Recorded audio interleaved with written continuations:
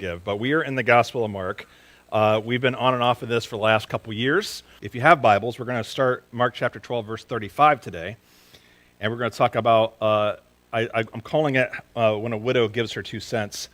That's the passage we're going to talk about today, where you might be familiar with this passage where this widow gives her 2 little coins into the temple treasury. So we're going to look at that today. Mark chapter 12, verse 35. We're going to read through verse 44, which is the end of the chapter. And I'm reading out of the New English Translation this morning. While Jesus was teaching in the temple courts, he said, "How is it that the experts in the law say that the Christ is David's son? David himself, by the Holy Spirit, said, 'The Lord said to my Lord, sit at my right hand until I put your enemies under your feet.' If David himself calls him Lord, how can he be his son?" And the large crowd was listening to him with delight. So that's what I always want to hear. In his teaching, Jesus also said, "Watch out for the experts in the law. They like walking around in long robes and elaborate greetings in the marketplaces, and the best seats in the synagogues and in the places of honor at banquets. They devour widows' property, and as a show make long prayers. These men will receive a more severe punishment." And then he sat down opposite the offering box and watched the crowd putting coins into it. Many rich people were throwing in large amounts, and a poor widow came and put in her 2 small copper coins, worth less than a penny. And he called his disciples and said to them, I tell you the truth, this poor widow has put more into the offering box than all the others. For they all gave out of their wealth, but she, out of her poverty, put in what she had to live on, everything she had." Let's pray together. God, I ask in these brief moments that my words would be your words as always. I pray you give us a fresh word today to live the good news of Jesus 7 days a week. And everybody said, amen. So if you haven't been with us before, one of the things I've talked about in the past here is about chapters and verses in the Bible, because they're really nice. It's really nice for reference and to find things quickly, but those were put in not too long ago. I mean, we're talking recent, like in the last 100-ish years. So it's very recent to have these, well, at least the headings, at least. The chapters and verses may a little earlier, but even then, that wasn't in the original language. And the idea is, when you read a book of the Bible, you're supposed to read it from beginning to end. It's like think about any novel you read or any book that you read. If you just read a part of a novel, of a story, and you just read a chapter of it, and then you say, okay, now I know what the book's about. That probably isn't very helpful, right? Well, that's how we're supposed to read these books of the Bible as well. And that's what's interesting about the Gospel of Mark. If you read this from beginning to end in, say, one sitting, and if you do this with any book of the Bible, I promise you, when you do that, there are things that will jump off the page that maybe you didn't see before. Things that you probably wouldn't pick up if you just read a paragraph or just a chapter or what have you. There's a whole flow of thought behind how this works. Mark is the same way, and if you've been with us this whole series off and on for 2 years, you kind of get some of the vibes of how this is going.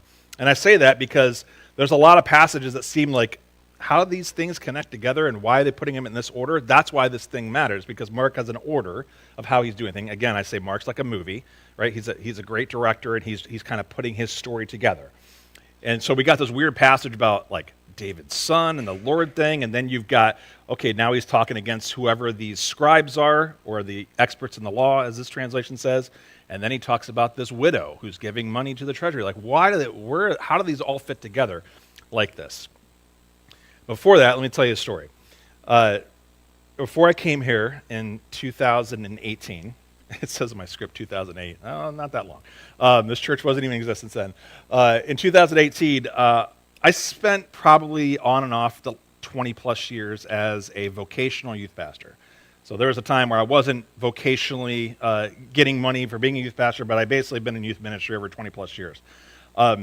And many times when I'd be a part of youth groups, in the summertime, we would always take what is called a mission trip. You probably know what I'm talking about, where we go to some other place. Usually it's some place that is completely culturally different than our context.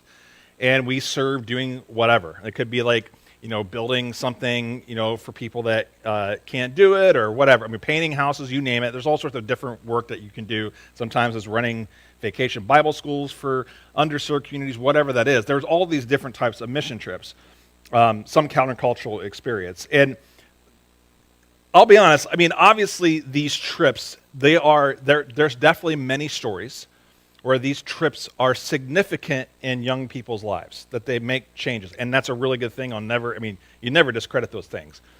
But I grew increasingly uncomfortable as the years went on with just the premise behind doing these. Because what was interesting to me was we would go, and the motivation would be, we're trying to serve people, especially those who are underserved, which seems like that's part of the call of the Bible, it seems, that we're doing those types of things. But what was interesting was always when we did the debriefing afterwards. And we'd usually have some Sunday that the youth would come up, they would tell stories about what was the most significant things that they learned or moments or experiences. And there were always two things that every one of them said. And this is what bothered me. This is where something needs to change after I heard this over and over for almost 20 years. First one was the phrase, I just realized I'm so grateful for what I have. I mean, almost every student said that. Or they would say something like, it's amazing how much joy they have with such little wealth. Something like that, right? Those two phrases I heard all the time. Like, that was the number one thing from every student's mouth in general. Every once in a while, you have an exception. The second thing that they always said was we would always take a day or two as like a reprieve or a Sabbath or a day off to do some sort of excursion, which involves some sort of for lack of a better term, sightseeing type thing. So if we're in a place and, hey, they have this cool lagoon somewhere, we're going to go jump in this lagoon, or hey, we can go snorkeling or whatever. We would go do that or do something like that as a break from all the week of serving and doing other things. That was the other thing they would bring up. Hey, what's the most memorable experience you had of our mission trip? Oh, man, the time we went snorkeling. And I'm so grateful for what I have. And that became the dominant narrative for basically 20 plus years of doing mission trips. And I was like, man, I really grew discontent with it because in the end, it felt like that the reason that we were doing these trips was not for the people that we were serving, it was for us. In fact, I've been part of mission trip organizations who explicitly say in their mission statements that the purpose of their trips is for you to grow spiritually. Which happens, that's just discipleship in general, but it wasn't really about serving, even though you did serving. The primary thing is, are you growing? And I'm just like, man, it's really interesting that way, because I ran into all sorts of problems.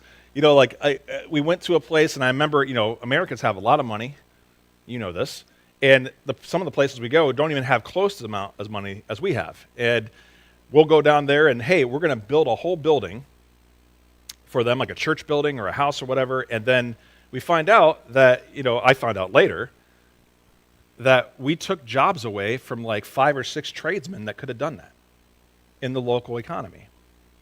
People who make a living doing that. But yet the wealthy Americans came down and had to do that because, in a sense, the message was so they could feel good about themselves. And there are some people, there's been a shift. And I'll tell you this, our tradition, our denomination is one that is like this. They are not the types of people. In fact, I remember before I came to this church, this is about 7 years ago, this conversation, and I know this posture is still true. I was trying to possibly arrange a mission trip with them. The person looked at me and said, I just want to let you know, and I don't want you to be offended by this, we really don't care about your experience. And I'm just like, man, if you said that to anybody else, I'm sure they'd get really upset. For me, I was like, that's awesome. And she goes, you sure? I'm like, yeah. I mean, my guess is you're saying we're there to serve the people who are there and just to come alongside them and learn and listen. Yes, that's our posture. That's wonderful. There's not many denominations or organizations and missions that will say that. And so that made me really proud to be part of this denomination because that's their posture. And what does that have to do with this text? A lot, believe it or not, because that's kind of the heart of some of the issues that are in here a little bit about this whole sentiment of how do I view people and what do I do in the midst of that?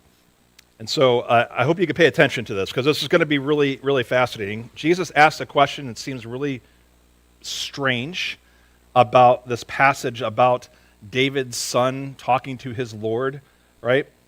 Basically, Jesus is like, hey, how can this person call this guy my Lord and be his son? It doesn't make any sense. And what most people understood about this text, it was a very popular text, is that everybody, and especially these people who are experts, which we'll talk about in a second, they're scribes. They're the people that really pay attention to the Bible, who know this stuff inside and out. They knew that this passage was about the Messiah.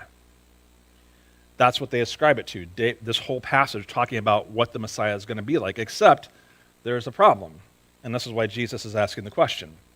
When you say, Son of David, which is part of what they say this passage is, there is a very specific image that the scribes would put in their mind about who that person is. Let me show you a passage that supports this. It's actually not in the Protestant Bible.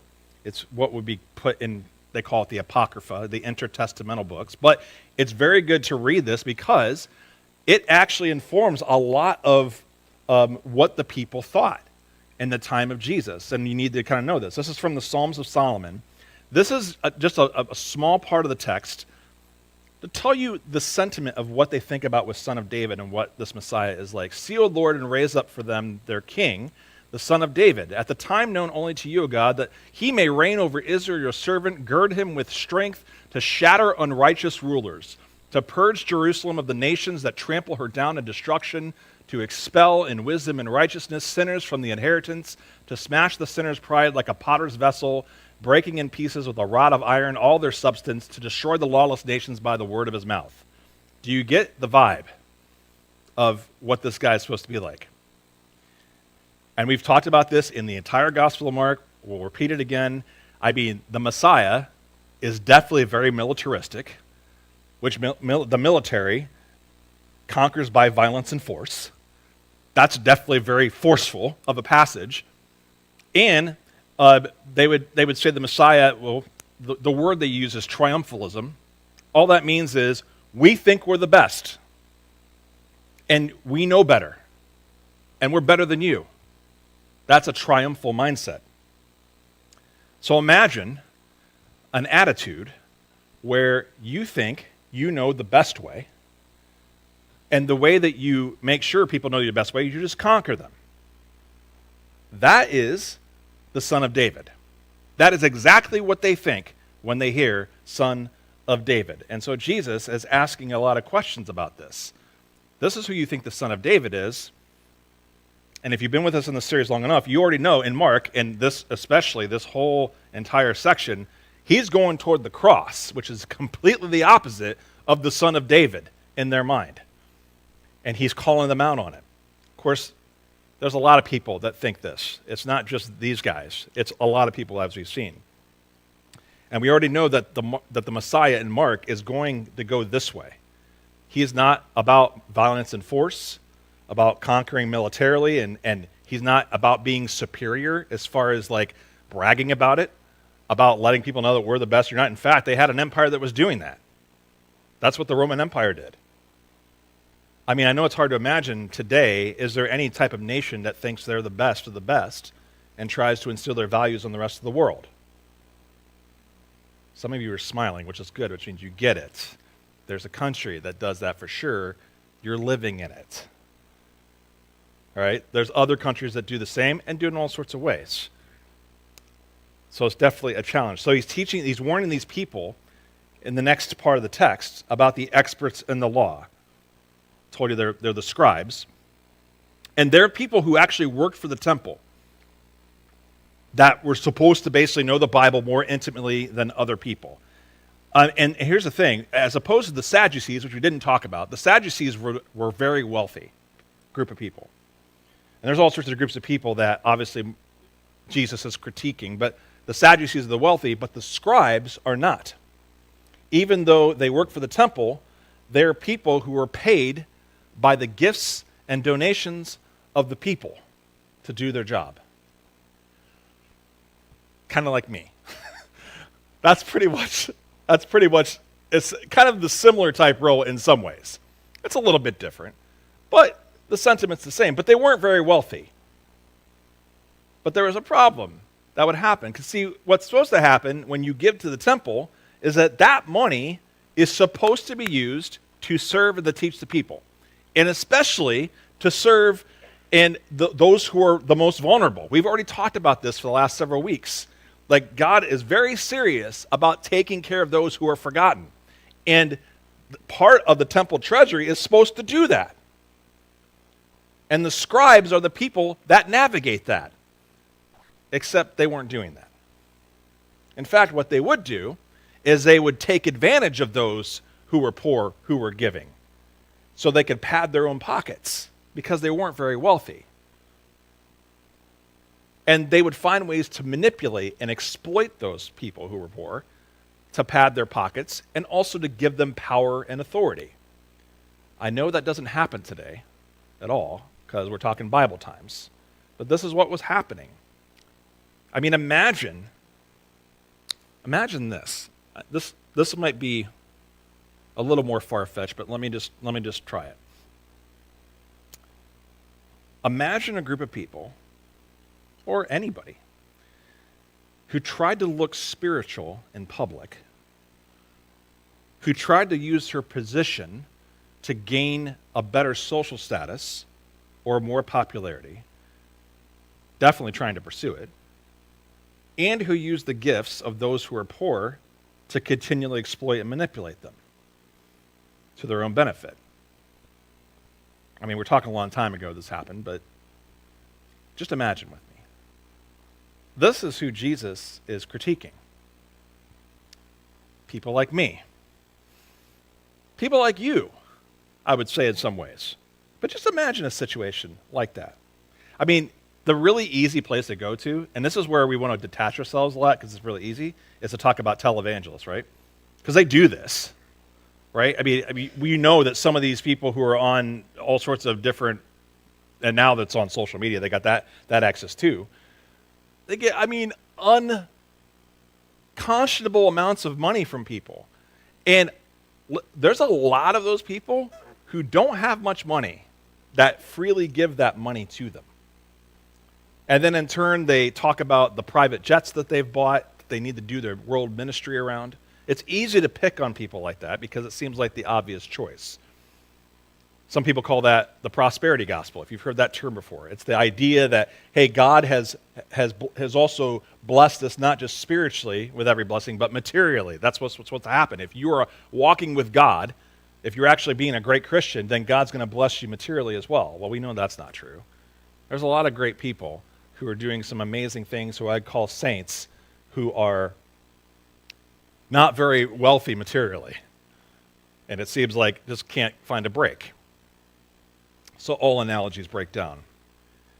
But let's bring it more back to home, because I don't think any of you that I know of are televangelists. Although if you are, I'd really like to see some of your stuff. But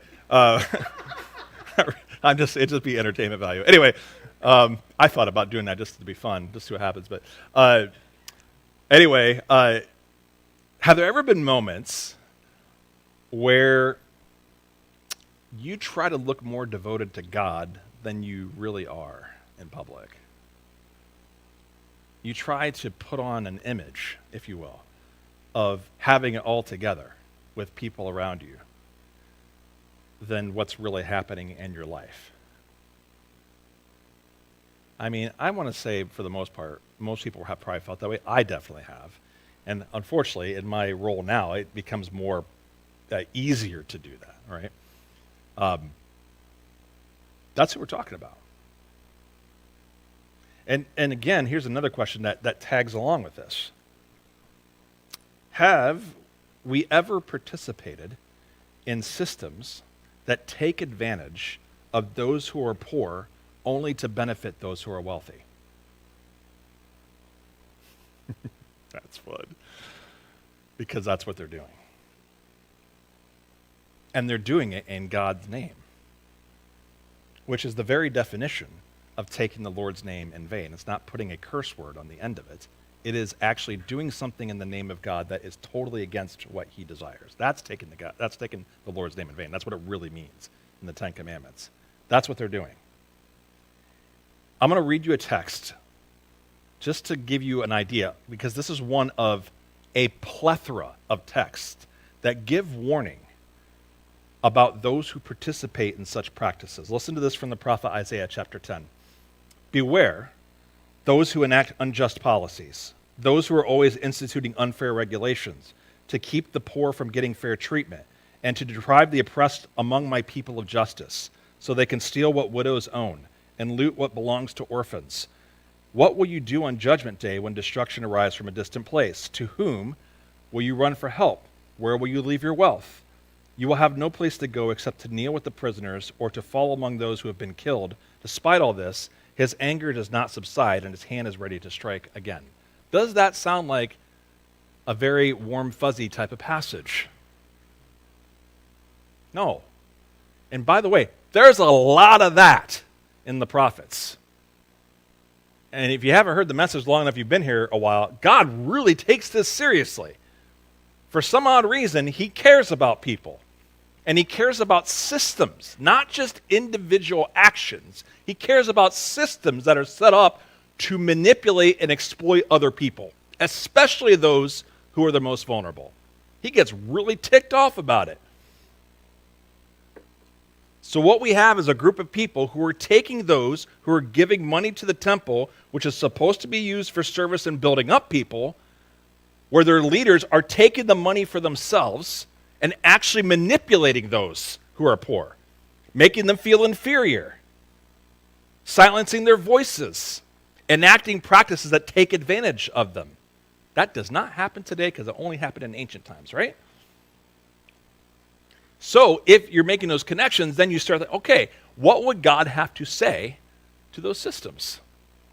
A lot, especially if it's in the church. But listen, here's what Jesus says, and this is the part that's hard for us, because one, we participate this more than we think we do, number one, and two, it's easy for us, again, just like last week, we want to vilify those people that are always on the opposite side of us, right? Hey, we're not like them, so we can distance ourselves from them, so we're not like that. But Jesus says, listen, they will get their day. Their punishment will be severe, which also means you are not the person to distribute that punishment. I got to tell you, because that's the easy way to go. I'm going to let you know, and I'm going to make you feel it. The great thing is, the first part's okay. I'm going to let you know. That's what we should be doing. But I'm going to make you feel it? That's not your job. Your job is not the punishment. Your job can be the awareness. That's what the prophets did, right? They made people aware, hey, this is actually exploiting people. This is not who we're called to be. That's okay. But when we start becoming the judge, and it's funny because it's like sometimes we feel like, part of the problem is they're being judgy, and then our response is actually judgment in return. We just flipped on the other side, and we think we're okay. But Jesus says, no, they're going to have their day. Let God worry about that.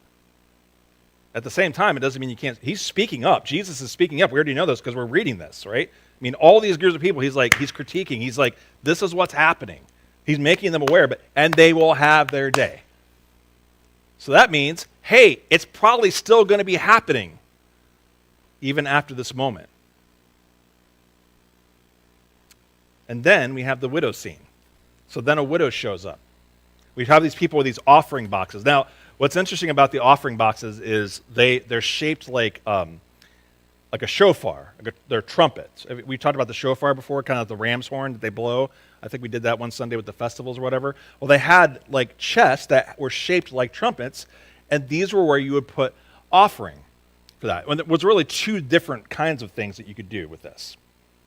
One was people would put this, they call it, for our terminology, a free will offering.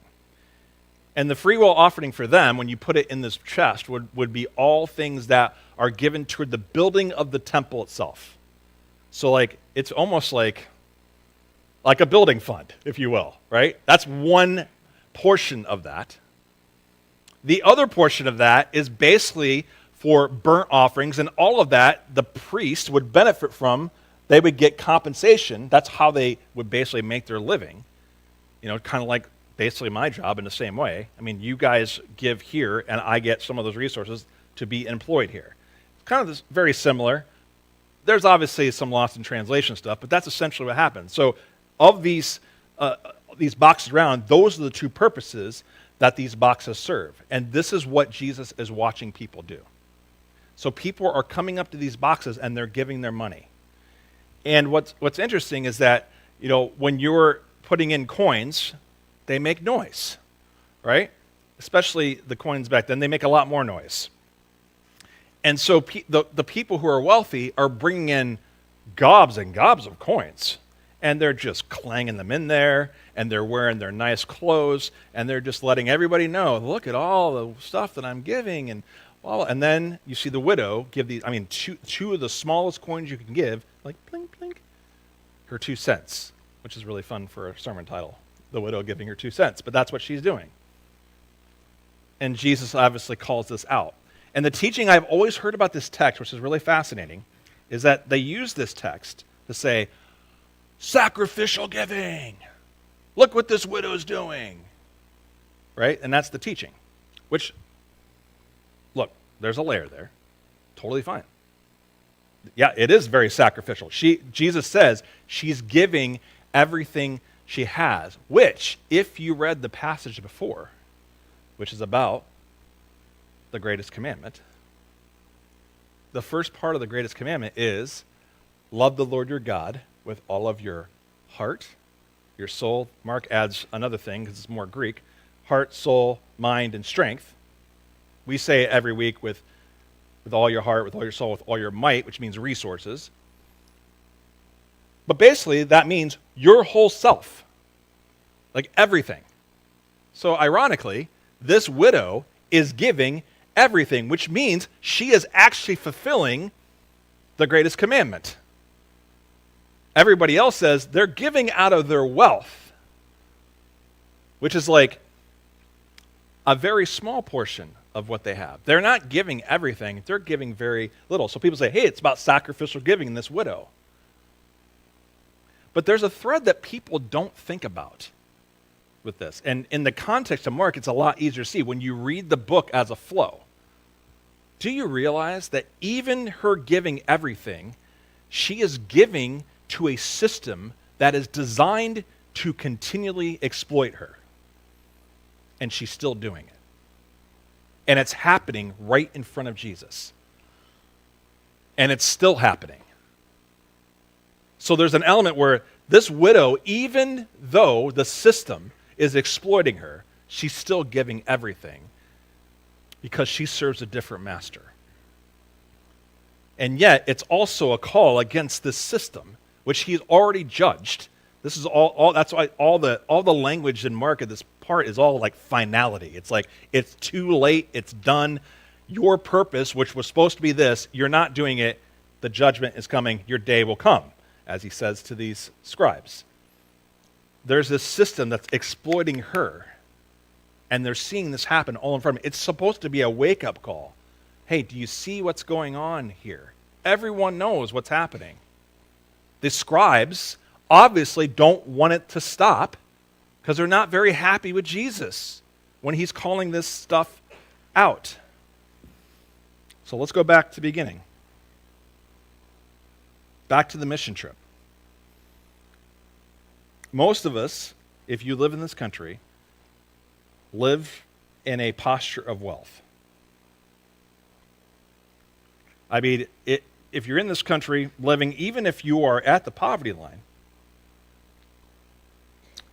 you're still richer than about 90% of the world, which is really crazy to think about. But it's true. Now, yes, I do know the standard of living is much different in the United States of America than other countries. We all know this. But what's really interesting, you think about that phrase those students said. And by the way, it's not just students that say these things. It's also adults on these trips that said the same thing. I'm so grateful for what I have. Or, man, how could they have so much joy with so little? It has a couple of assumptions behind it.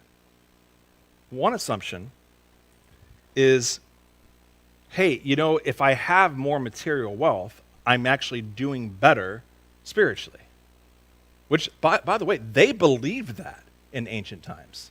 There was a whole wave of saying, if you're blessed materially, it's because you're living a more holy life. And obviously, if you have disease, if you're poor, then that is because of your sin. You're not living a life under God. That's what happened. There's a whole wave of that movement that's prevalent. Somehow it just keeps following us around. But that's one of the assumptions behind a statement like that, isn't it? And then there's an idea that if you do not have enough material wealth, there's no possibility that you can be joyful or happy. It's just always a burden. Yeah, there are burdens with not having as much resources. But does that have anything that, I guess the question you have to ask yourself is, what do you take with you when you're done in this chapter of your life? Can you take all that money with you? Nope. I'm just going to give you the answer. I know it seems like a rhetorical question. I'm going to answer, no. And yet, it is a priority identity, like we talked about last week, of who we are. And it's the same thing. We make those types of statements. And so we see this text where this is happening, and Jesus is watching this happening, and this widow is putting in her 2 cents, and there's a layer like, this woman is giving everything, which is really the call. I mean, a lot of people think, okay, just give a little part here. This is what God is asking for. That is never what God asks for in the Scripture. God basically asked for this. Everything. There is no in-between. Give your whole life. That's what he asks. And it's not like some type of he's ready with the rod, like the violent Messiah, ready to beat you down if you don't. He wants to give you everything because he knows that the flourishing life awaits for those who do. That's what he wants you to have. So of course he's going to ask for everything. But then there's a second part of the Shema that people always forget about, or the greatest commandment. And they think, because some of our English says something differently, here's where I'm bringing in the greatest commandment today. It says, and the second commandment is like it. He pulls from Leviticus. He says, love your neighbor as yourself. And the second commandment's like it. Love your neighbor as yourself. And in my training, and when I grew up in church, I was always taught that those two commandments are two separate things. That love the Lord your God with all your heart, all your soul, all your mind and strength is one commandment. And the second one, because it says second, is just like it. Love your neighbor yourself. There's two different things. Well, I got one down, but I don't have the other. That is not what a Jewish person would think. They would say, how you love your neighbor is the way you show how you love God with all your heart, mind, soul, and strength. Because God made this person in his image, and if you don't love that person, why would you say you love God? Because you're basically cursing what God has made. That's the idea. This woman is doing that very thing. And their job as scribes is supposed to take care of people like her. A widow in ancient times, think of the most vulnerable person that you can possibly think of, that has no voice, that has no sustenance, that has no way of anybody taking care of her or him, whatever. That's who that is. The most vulnerable person. And God continually, throughout this whole entire book, says, you, chosen people of God, are the people that I choose to be the people that come alongside the most vulnerable and take care of them. And these guys who work for the temple, who are getting paid by the gifts and donations of these people to serve them, instead decide to take advantage of them and take their property and all sorts of things and horrible practices that happen. And God has some really aggressive words.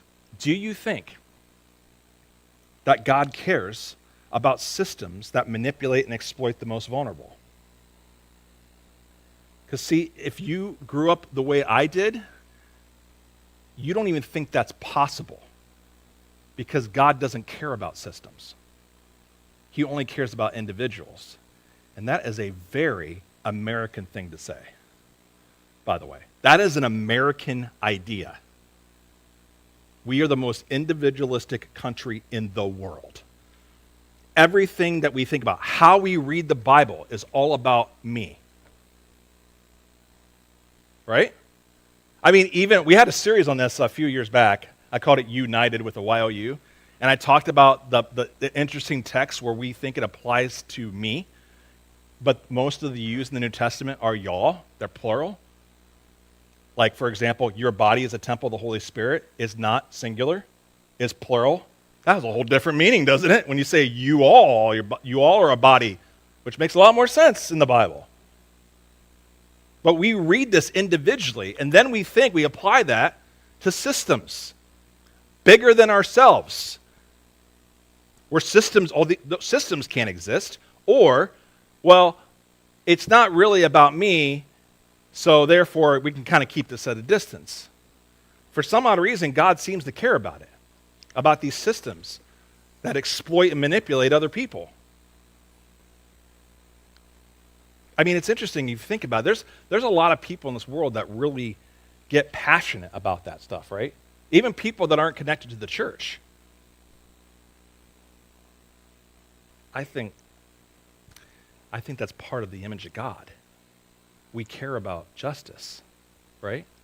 There's that sense when there's something not right with the world. I mean, that passion, that desire is something that is part of what our image is.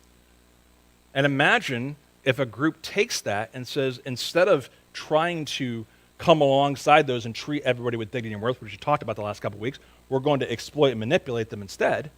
And oh, by the way, we're doing it in God's name. Now, they're not going to say that because they don't think they're doing that. They're going to say it is in God's name because we're doing God's work. But God really cares about that stuff. I mean, listen, I don't know. I preach a sermon like this and I get tense for me, right? I mean, this is like, I'm talking to you, Mike, right? And I'm thinking about all the ways and all the practices I do and the way that I lead and live my life. And I think about how we do church. I tell you, the training that I got in schooling was all about creating systems that cater to helping people feel more comfortable.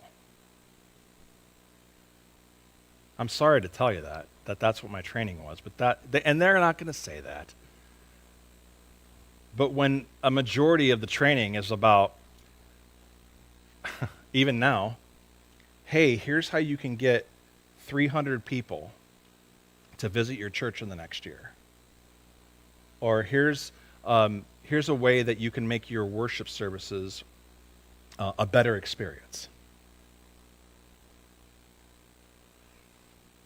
I mean, it's like I start asking questions and going, man, what does God really think about all this?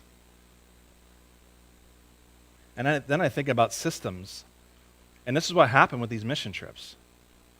I got to a point where I could not participate in the system. And listen, there is a lot of money being made in these systems. And they're all nonprofit.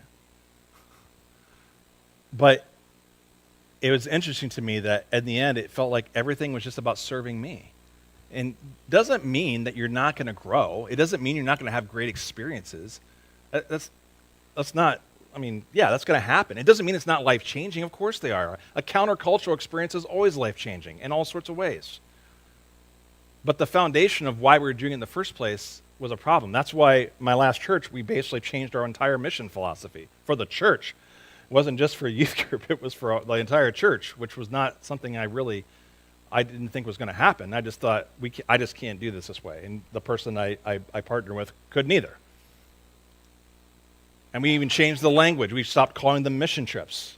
We started calling them learning trips because instead of going to the poor people to serve them, to show them what the right ways are, or to help them out, it was the other way around. We're actually going to go there to listen because you guys got something going on and we need your help. We have no idea what we're doing. And you guys got something going on, and it doesn't matter how much money you have. There's some life there. There's a joy, as you would say, that they have, and they have so little. Maybe you just ask, well, why? Maybe that has something to say about our own stuff and what it does to us, right? Do we create systems that cater to us feeling more comfortable? And do we brag about it? Hey, man, we've got a great youth ministry, which I agree. We do. I love our youth group. I'm just going to let you know, students, I'm sorry to say this. I don't go bragging about you guys to everybody. I do brag about being a part of youth group and being able to volunteer. And I do brag about the cool things that you say and do. But I don't use it as a highlight of how great of a church we are. I don't use that as a measuring stick. I don't use the amount of people that are sitting in these seats as a measuring stick, which some people would be very proud of that in certain circles. I don't really care. But they try. And I think about all the conversations around with pastors, and again, I don't want you to think that all pastors are like this. They're not. Because there's good friends of mine who are doing amazing work. But I do think about that question is like, what systems are we actually creating and participating in to come alongside those who are the most vulnerable? And it's hard. It's, in a community like this, it becomes harder because we're trained to be comfortable. That's the whole purpose of suburbia, isn't it? I mean, if we're being honest. You move to suburbia for comfort. You don't move to suburbia to be challenged. If that's you, then I want to know your story because, what are you thinking? But we move to be comfortable, and we're trained to do the same. This is the reality we're in, though. We're here. I think we're planted here at this specific location for a reason. But I also think these are things that God continues to put on our mind. And it's not just about us collectively as well. This is what you think about individually. And there's people all around you who are people who are forgotten and vulnerable. We've talked about this already in the series. To think about who are those people. Like sometimes, let's since we're talking about youth group, for students, this is one of the things I always tell students in all the 20 plus years I was doing youth ministry. Like when you're in a cafeteria setting and you see someone who's by themselves, and maybe there's been whispers about them, maybe today you're the person just to go sit with them. Of course, you got to ask. I mean, you don't just sit with them and say, "I'm going to sit here," or you just sit there and say nothing. That's really eerie. But maybe that's what you do. And I know it may not seem like much. By the way, that person's me. That happened. I had someone do that to me. And it meant the world. And they had no idea. That's just one great example. Like people want to think okay, it's about all these causes stuff, which that's also part of the conversation, but it's these little acts every single day. What are we doing to come alongside those who others would like to silence? And how are we offering hospitality? And even more so, and this is the harder part, how are we listening to them? How are we actually helping their voice to be heard? Sometimes that means that they just feel like they're seen. Sometimes you don't have to say anything. Sometimes the fact that you're there is saying that I see you. And that's a lot better than a lot of other people are doing or what they experience every single moment of every single day. And friends, I'm telling you, this is the call that God has given to the church from the beginning of this book to the end of history. It is the same. It has not changed. But somehow we forget about that because we like to forget. Loving your neighbor as yourself. part of the greatest commandment. I remember, just to give you another example of how churches are thinking through this, there's a friend of mine from my last church who wanted to raise awareness about the predatory practices of payday loan companies. I don't know if you know the practices of payday loan companies, how that works. So basically, if you don't have money, you go to these companies. They're all over the place. And they will give you advanced money, and you're basically giving them your paycheck whenever it comes. And of course, they're going to charge interest when you pay that back, and you go through a monthly payment. Even though you don't have your paycheck yet, that's part of getting the money. And they charge the most unconscionable interest rates that you would ever imagine. By the time it's said and done, some people are paying like 1,100% interest on these things. I mean, it's way, way worse than credit cards. And these companies are all over the place because people are desperate. Most of those people are people who are poor. So their whole practice is designed to take advantage of those who are vulnerable, to make a profit, and put them in an endless cycle of debt. And some of you know what that feels like and what that does to people. And so my friend in this church decided to join causes to raise awareness to people about this, to even talk to their government officials about these practices and what they do.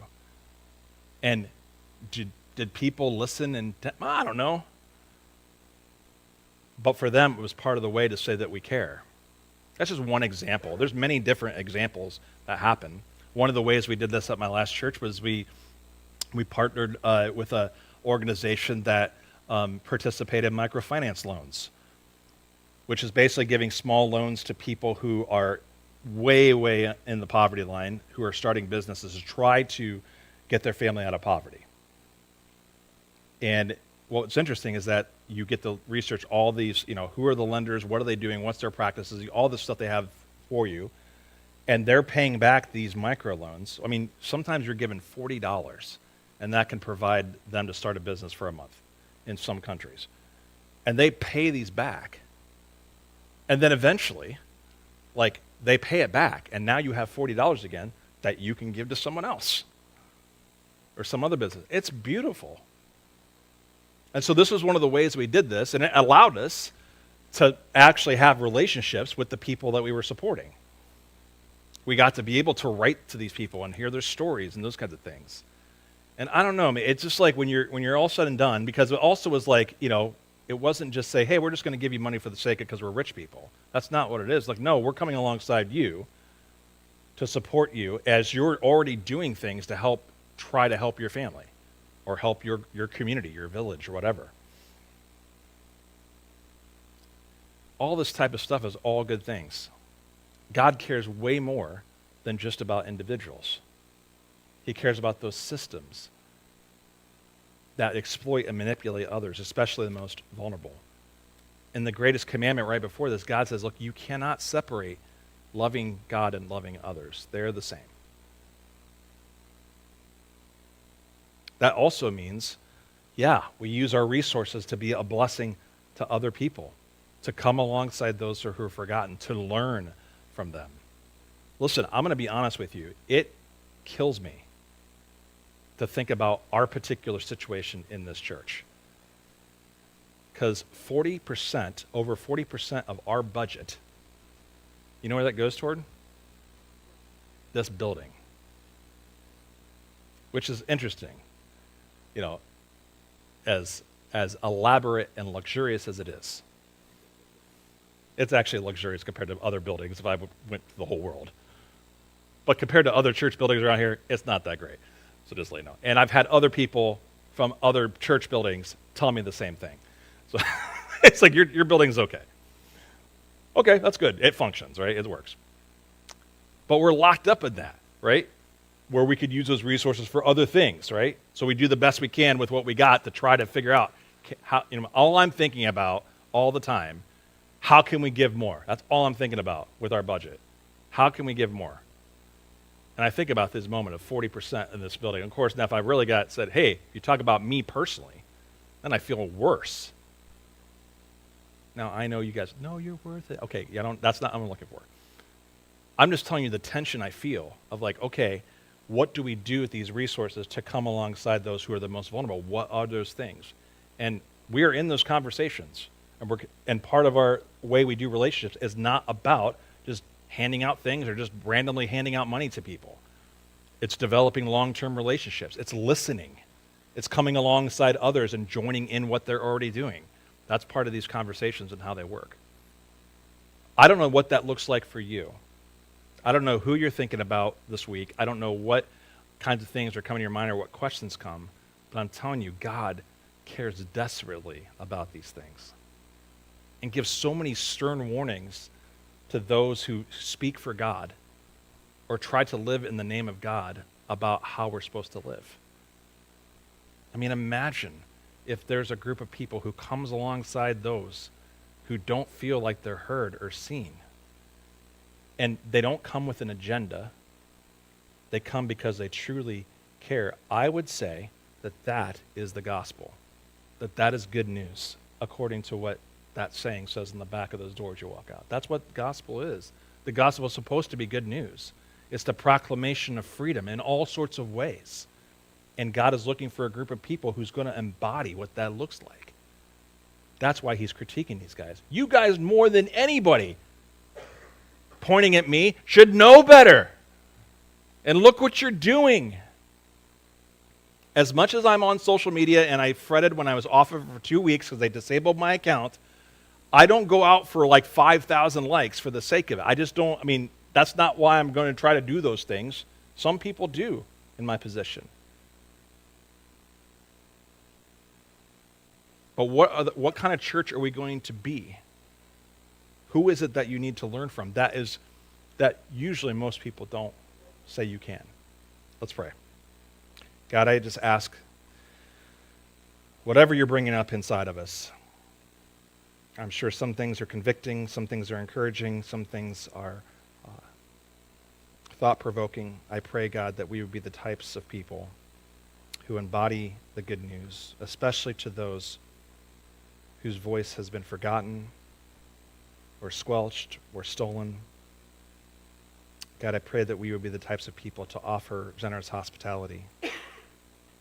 God, to truly treat them with dignity and worth, to look at them as made in your image, to show them what loving you with our whole selves looks like. And Lord, a lot of times that means listening and learning. God, I pray we'll be open to how you teach us through all sorts of people and circumstances. In the name of Jesus, I pray, and everybody said, amen. Let's all stand together.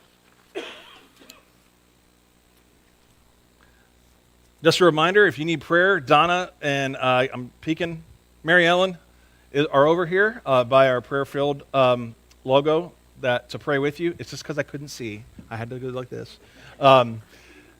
They'll pray with you about whatever is going on. I know there's a lot of stuff going on. We mentioned a lot in prayer requests. There's a lot of sicknesses revolving around in just intense situations, so feel free to approach them for prayer. In the meantime, hear this good word, this word of benediction. May you remember that God cares for all people. May you remember that God calls you to love your neighbor as yourself, and that is how you show people how you love God. May you do that, especially with those who are forgotten this week. In the name of the Father.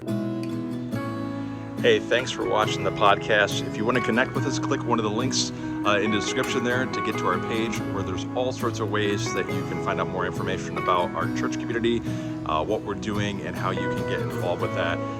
Hope you continue to stay. Make sure you like and subscribe. Share this with your friends if you think it's meaningful. And I hope you have a wonderful week. Grace and peace, friends.